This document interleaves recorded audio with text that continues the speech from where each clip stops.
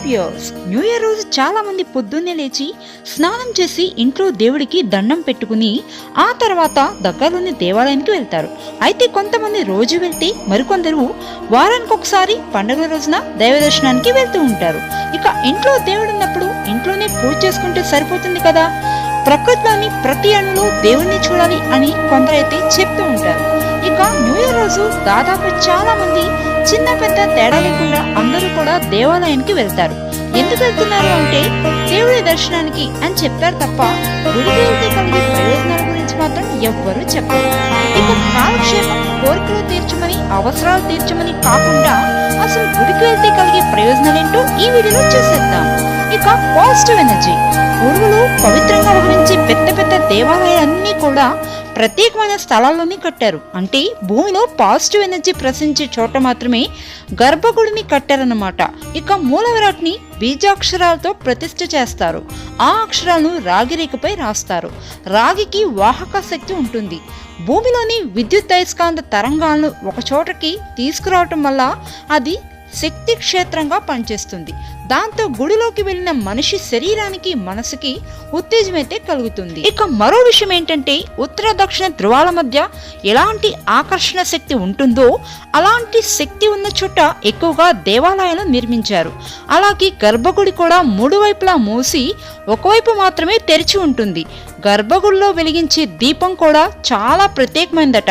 అందుకే గుడికి వెళ్ళటం వల్ల మనసు, శరీరం కొత్త శక్తితో నిండుతుంది. దేవుడి దర్శనం చేసుకున్న తర్వాత చాలా మంది ఆలయం లోపల నుంచి వెంటనే బయటకు రారు. కొంతసేపు కూర్చుంటారు. 2-3 నిమిషాలు విశ్రాంతి తీసుకుని ఆ తర్వాతే గుడి నుంచి బయటకు వస్తారు. ఎందుకంటే గుడి వాతావరణం మనిషిలో ఉన్న చెడు స్వభావాన్ని తొలగించి మంచిగా ఆలోచించేలా చేస్తుందని పండితులైతే చెప్తున్నారు. ఇక గుడిలో ఉన్న రాగి రేకులు అనారోగ్య సమస్యలను తగ్గిస్తాయి. అలాగే గుడి చుట్టూ తిరగటం వల్ల కూడా పాజిటివ్ ఎనర్జీ శరీరంలోకి ప్రసారం అవుతుంది. అయితే ఎప్పుడన్నా గుడికి వెళ్లే వాళ్ళు ఆ శక్తిని గుర్తించలేకపోవచ్చు. కానీ రోజు వెళ్తే మాత్రం ఖచ్చితంగా అనుభవంలోకి రావచ్చు.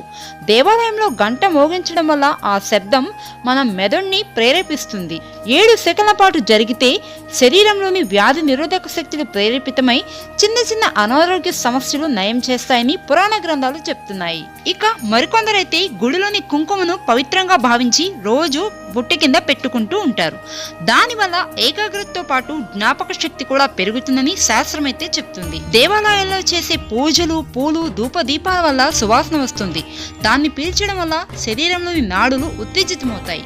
దాంతో మానసిక, శారీరక సమస్యలు దూరమవుతాయి. ఇక గుడికి వెళ్లి దేవుణ్ణి దర్శనం చేసుకుని వస్తే తప్పనిసరిగా చెడు నుంచి మంచి వైపుకు మనిషి మారాలి. అప్పుడే దేవాలయానికి వెళ్ళొచ్చిన దానికి ఫలితమైతే దక్కుతుంది. గుడికి వెళ్ళటం అంటే మానసిక దృక్పథాన్ని పొందటం. చూపు అంతా కూడా విగ్రహం మీద పెట్టి దర్శనం చేసుకుంటే ఏకాగ్రత పెరుగుతుంది.